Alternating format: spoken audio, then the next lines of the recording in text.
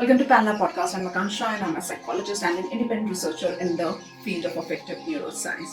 So, we're going to discuss Carl Jung. And Carl Jung का ये जो idea था that you need to be fool in order to learn something. And I know ये बहुत ही commonly thrown चीजें हैं. If you listen to them, आपको ये लगता है कि हाँ, it's very obvious आपको as a fool होना होता है in order to learn. But Carl Jung ने ये पूरा archetype create किया था जहाँ पे वो represent करते हैं self, that is you, जिसे आप फ्रॉइडियन सेंस में ईगो से भी कंपेयर कर सकते हो, but self is a more sophisticated identity than ego, because Freudian ego is more like someone who mediate between your impulsive urges and your moral suppositions. So जो आपका इन ego super ego है, कि आपका super ego is all the moral rules and judgement of the society कि क्या appropriate है, क्या एप्रोप्रिएट नहीं है, क्या एथिकल है, क्या एथिकल नहीं है, उसको कॉन्स्टिट्यूट करता है. एंड आपका जो इन है फ्रॉइडियन सेंस में, वो आपके ये इम्पल्सेस एंड अर्जेस जो कि टू सम एक्सटेंट अनकॉन्शियस है, बट आपको बहुत ही आपकी एनिमलिस्टिक इंस्टिंक्ट्स जो आपको पैशनेट करती है, ड्राइव करती है, your sexual urge, your aggression, your hunger, your thirst, very basic to our survival, but something जो कि बहुत ज्यादा controllable नहीं होती है अगर आप उनको properly integrate नहीं करते हो while growing up. And ego is kind of something between जो in urges और its super morality या एक super strict conservative system के बीच में kind of a balance लाता है, right? And कार्ल युंग का जो archetype था वो इससे अलग था. वो believe करते थे self में, कि there is you as a self, which is basically जो आप अभी हैं, प्लस द पोटेंशियल जो आप अपने में इनहेरिट कर रहे हैं, कैरी कर रहे हैं, of all those things that you could be only if you put yourself properly in the world, Orient yourself properly and interact with the world properly. तो अगर आप ये चूज करते हैं कि आप खुद पे काम करेंगे, खुद पे मेहनत करेंगे, एंड ये जो दुनिया जिस तरह से रिवील हो रही है, या आपकी अपना व्यू ऑफ द वर्ल्ड जो आपके सामने प्रेजेंट हो रहा है, या जो आप अचीव कर रहे हैं, जिसकी तरफ आप आगे बढ़ रहे हैं, जो आपको काइंड ऑफ पुल करता है, आपको अट्रैक्ट करता है, वो आपकी पोटेंशियल उसे आपकी रियलिटी एंड आपकी लाइफ का पार्ट बनाती है या बना सकती है, अगर आप इसके साथ में प्रॉपर्ली इंटरैक्ट करें. That means you give something to it, you take something from it. It's like that. You work hard so that you pass an exam. You work hard to rise up in a hierarchy. आप अपनी skills improve करते हैं, आप अपनी understanding of the world improve करते हैं, आप एक अच्छा रिश्ता मेंटेन करना चाहते हैं, उसके लिए you'll have to give something to that relationship. You'll have to give your time, your understanding, your compassion to that relationship. So things like that. तो यूनियन सेंस में सेल्फ इज जस्ट नॉट जो आप अभी हैं, but आपकी वो सारी potential, आपकी वो सारी अनडिलीवर्ड कैपेसिटीज जो फोरफ्रंट पे आ सकती है, जिसे आप एक्सप्लोर करके, जिसे आप अपनी पर्सनालिटी को और टफर एंड एडवेंचरस बना सकते हैं और ज्यादा स्ट्रेंथन कर सकते हैं. So you are always in that journey. आप हमेशा उस जर्नी में होते हैं, अपनी पोटेंशियल की तरफ आगे बढ़ने में होते हैं. You always want to be more than what you are, because you can be, right? So उनका ये आइडिया था कि आप ये जर्नी ले ही नहीं सकते हैं अगर आपको ये पता ही नहीं है, आप इस बात को एक्नॉलेज ही नहीं करते कि you are not everything right now. आप सब कुछ नहीं है जो आप हो सकते हैं अभी. तो you have to be like a fool. आपको ये एक्नॉलेज करना होगा, आपको ये मानना होगा कि हाँ, आपको नहीं पता है काफी सारी चीजें.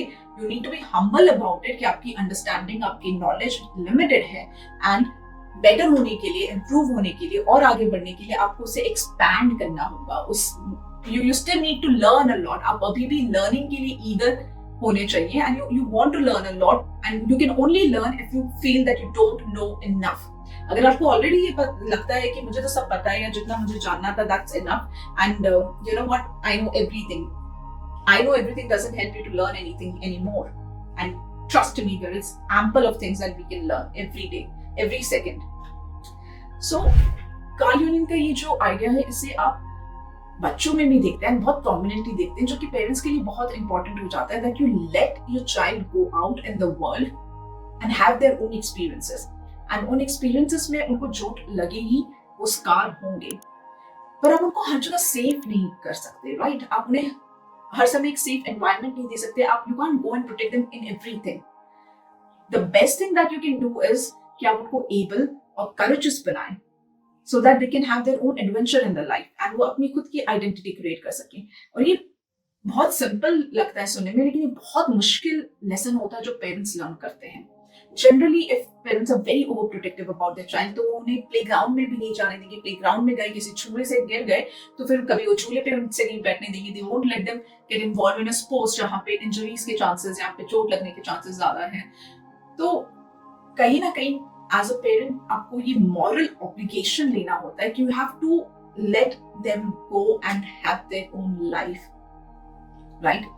एंड इट्स रिस्की, इसमें रिस्क इन्वॉल्व रहेगा, पर वो करेज पेरेंट्स शो करते हैं बिकॉज उसका ऑल्टरनेटिव क्या है? उसका ऑल्टरनेटिव ये है कि आपका बच्चा कंप्लीटली डिपेंडेंट रहेगा, वो कभी भी इंडिपेंडेंस एंड कॉम्पिटेंट नहीं बन पाएगा। तो तरीका ऑफ कॉम्पिटेंस यहीं से निकलता है।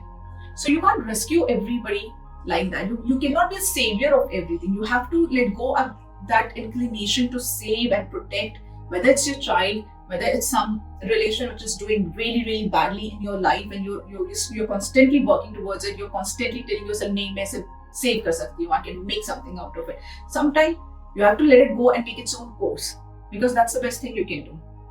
And ye isliye bhi important hai because सिर्फ ये being a fool in order to learn Carl यूनियन की जो साइकोलॉजी है उसी में नहीं देखने को मिलता है। जो कार्ल रॉजर्स थे, एंड कार्ल रॉजर बहुत ही बड़े एंड बहुत ही डीप क्लिनिशियन रहे हैं। His work has been amazing.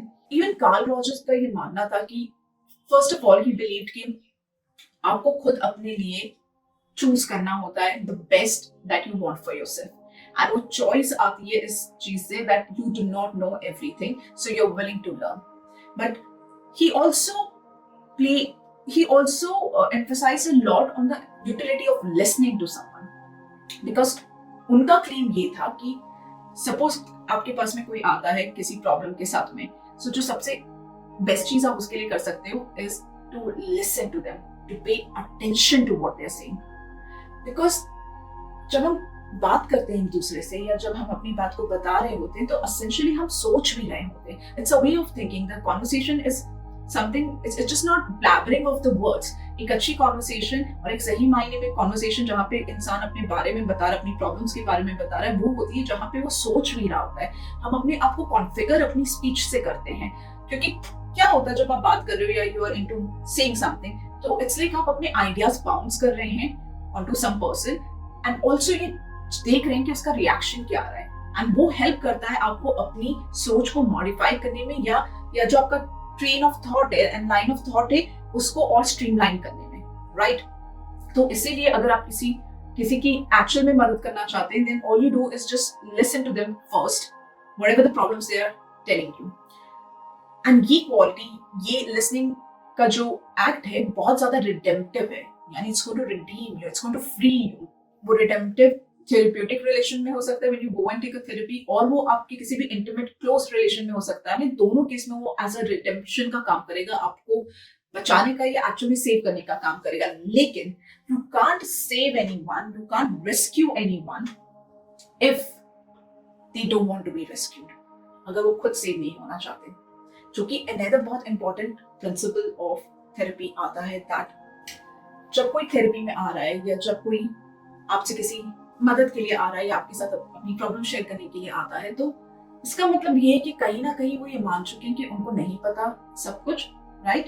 And they also realize कि उनकी लाइफ में प्रॉब्लम है, वो सफर कर रहे हैं and they want to fix it. वो उसे ठीक करना चाहते हैं, उसे फिक्स करना चाहते हैं। हो सकता है वो प्रॉब्लम उनमें हो, जिस तरह से वो दुनिया को देख रहे हैं, जिस तरह से वो एक्ट कर रहे हैं, उनकी उस अंडरस्टैंडिंग में हो। तो यहाँ पे फिर से वो जो सेल्फ एंड द फूल वाला, fool to learn it person वाला जो एंगल है वो इन्वॉल्व होता है। दूसरा इन्वॉल्व ये हो रहा है कि जब कोई आपके पास में आता है to get better, it means कि वो आधा काम हो चुका है। It's like 50% of the thing is already done because they have already accepted few things जो कि काइंड ऑफ प्री कंडीशन काम करती है। Like these are the conditions that need to exist before you get into anything therapeutic, कि the person willingly अपनी मर्जी से and अपनी समझ के साथ में is coming to you कि look, मेरी लाइफ सही नहीं चल रही है, there's something wrong, I'm suffering badly and I think either something is wrong with me, then I can correct it, or there's something the way I'm looking at the world that's wrong, something is there